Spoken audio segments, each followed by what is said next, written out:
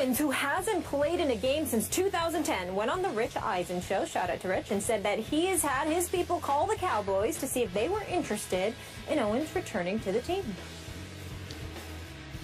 I'm not sure what the situation is. I think there are, you know, my name may have come up in discussion as far as bringing me in. But again, a lot of people are going to factor in my age as far as why I can't play. We all know what happened when I was there, and there were some things said where it kind of may have fractured, you know, the relationship between myself and Witten and Romo. And again, you know, time has passed, and hopefully, you know, they know that I've moved on beyond that, and maybe, hopefully, they have. But for me, you know, it's all about giving, you know, myself an opportunity. That's all I ever really wanted. Stephen A., 41-year-old Terrell Owens, what's your take? If you're looking at his birth certificate, it's absolutely ridiculous that he should be in the NFL. If you know T.O., if you see what type of shape he keeps himself in, way he takes care of himself, his body, etc., etc., I definitely think you should give him a look. I definitely think you should give him an opportunity, a chance. If you're the Dallas Cowboys, one would argue that you're in the midst of a Super Bowl run. You simply can't take that risk because it's not like Dez is not coming back this season. Dez is expected to be back. So if you're asking yourself the questions, well, what would we do with T.O. then? Of course, it makes sense not to bring him on board. If Dez is not going to come back, then again, you ask yourself, why not give him a chance? So it sounds like it's all over the place because it's so conditional when you look at T.O. as to what situation he should be invited into in terms of being given a chance to really show up. Here's my thing, Skip. I have a very, very sympathetic side towards Terrell Owens. Here is why. He's made a lot of mistakes. Folks, you called them, you know, team obliterator. Team obliterator, yeah. And, you know, terrible Owens at times. No, I didn't say that. You didn't say that one? No. That wasn't you? No. Yeah, but I know you said team obliterator. That's your coin. I use Neo occasionally instead of Tio. That's right. You know. For me, there's no disputing what kind of effect he's had on locker rooms. But I've always been opposed to how premature his career ended.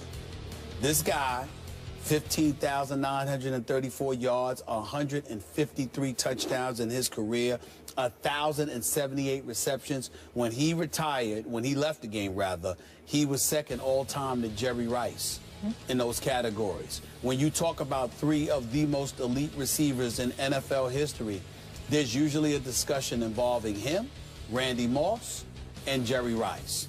And I just look at it from the standpoint that regardless of the mistakes that he made, I just look at those who have been given other chances in the NFL. And I know this may not have anything to do with T.O. per se, but my God, when we see what has transpired over the last several years and guys who have been given other opportunities just to resurrect their career or to go out the way their numbers and their stature says they deserve to go out, I am just of the mindset that I would love to see him back in the game, just getting the chance. I didn't realize the last time he played was in 2010 in Cincinnati.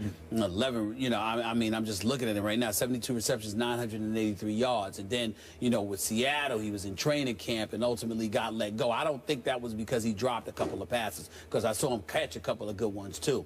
I think that was primarily a product of the fact that it was a relatively young team with Russell Wilson and those boys, and you couldn't risk having T.O. with a young quarterback. I think that's what Pete Carroll was thinking. That's probably true. But I'm just of the mindset that it would really, really be nice. The circumstances have to be ideal, and I understand that. But it would really be nice for him to depart from the game on a higher note than he departed from, because I think he deserves more than that. I'm going to concede 1 point to you, and only 1 point. I have no doubt that Terrell is in phenomenal condition right now. I have no doubt that if you threw him into Sunday's game against the Falcons at Jerry World, I think he could produce a little bit. Not a lot, but a little bit. He could help. I have no doubt about that. The reason I can't abide your word nice is because I still haven't quite gotten over what he did to this football team at the end in 2009. The reason I called him Team Obliterator, and the reason I've told you repeatedly I don't want to see him in the Hall of Fame, is because he didn't tear apart one or two teams, three teams, including the third team, the Dallas Cowboys. Again, I'm a lifelong Cowboy fan. For a while, I was a big T.O. fan when I was in San Francisco, and he was playing for the 49ers. He's taken a lot of shots at me lately, and he's welcome to do that. Lately? Because, yeah, he has. Well, I didn't know that. Well, I'm an idiot now, but that's okay. He's called me an idiot a few times. But I deserve that because I've taken shots, so he can take his, and I'm fine with that. This isn't personal on that account, but it is personal on this account. Do you remember how badly it ended with these Dallas Cowboys of Tony Romo and Jason Witten? Do you remember that when Terrell was released in March after 2009? I believe. After it says here 8. His last season was 2008 when he had 1,052 yards. That March. But in right. oh, not that March. Got yeah. you. March 2009. Yeah, he said that he was quoted as saying that Tony Romo definitely had a hand in his release, meaning he wanted him out. Repeatedly, Terrell dropped hints to the media about how Romo favored Jason Witten too much, to a fault. Do you remember that? Yes. And he had a shouting match with Todd Haley, who was then he was an assistant coach in Dallas at that point. And they got into it, and that led to Jason Witten and Terrell, I was told, getting face-to-face into it and having to be separated before a practice one day in Dallas. It got that bad.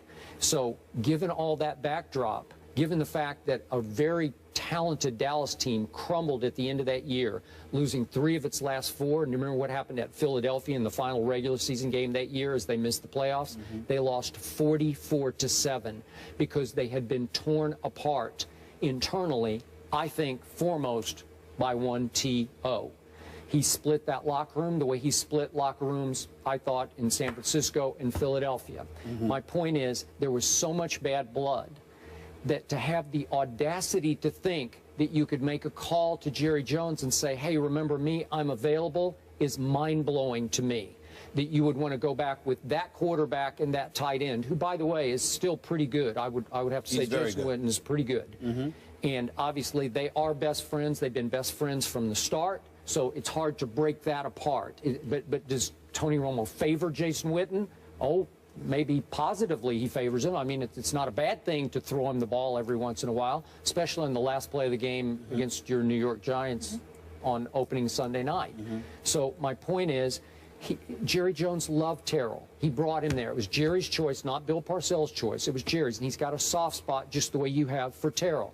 And I'm sure in his heart of hearts, if he could make it happen, it would be a great thing to have him back in the fold. But I don't think Tony Romo and Jason Witten would be real happy about it. So that's all that would matter to me at this point. Well, that's not what I'm saying. I'm not saying that Terrell Owens should be brought back in spite of them. I'm saying that if they were willing to forgive and forget, or rather forgive and move on, does the man deserve a chance? And I'm not trying to really get into it too heavily. I have a soft spot for anybody that produced on the level that Terrell Owens produced and is ostracized from the game. I remember having a soft spot for Kareem Abdul-Jabbar, who's the greatest big man ever and a 6-time NBA champion. And people thought that he was difficult to have around as a coach. But did he tear apart the Lakers? I'm just saying some of the things that are said about him. No, I'm just making the point that I have been on record saying I don't care about that. When you have somebody that contributes as much to the game as they have, you have to find a place for them. And not even, you know, with Terrell Owens, you may not have to find a place for him at age 41 as a player. But people act like this dude should be, you know, just ostracized from the game of football forever. Terrell Owens made a lot of mistakes. But you have a lot of people in those locker rooms who sided with him for a reason. Here's the biggest problem with Terrell Owens. He never lied. He told the truth. He just didn't know how to keep his mouth shut and get along for the better of the team. When he felt emotional about something, he was going to express himself. So again, he told the truth as he viewed it, as he saw it. Well, as he viewed, but I never heard anybody say he's lying. I've heard people saying there's more to it than his emotions will allow him to acknowledge. But I never once heard anybody say that he was lying. What they got on him about is that he would say stuff that obviously was in violation of quote-unquote the code. But Terrell Owens didn't reveal anything about other people's business. He revealed stuff about his own, what problems he was going through with somebody. I don't think in today's day, when we see some of the issues, when some of the people that are brought back into the league, that's a reason for this guy to be ostracized. Dallas is not the right situation in all likelihood for him, but I think he should get a chance to contribute to the NFL in some capacity, considering his greatness throughout the years. And as far as we know, he has not been brought in by Dallas, just made the call, his representatives, to the Cowboys organization. Kim Chancellor is back with his organization, though, returning to the Legion of Boom. Jerome Bettis is in the house. He'll join the desk to offer his thoughts. This big edition, back with the Hawks. That's next.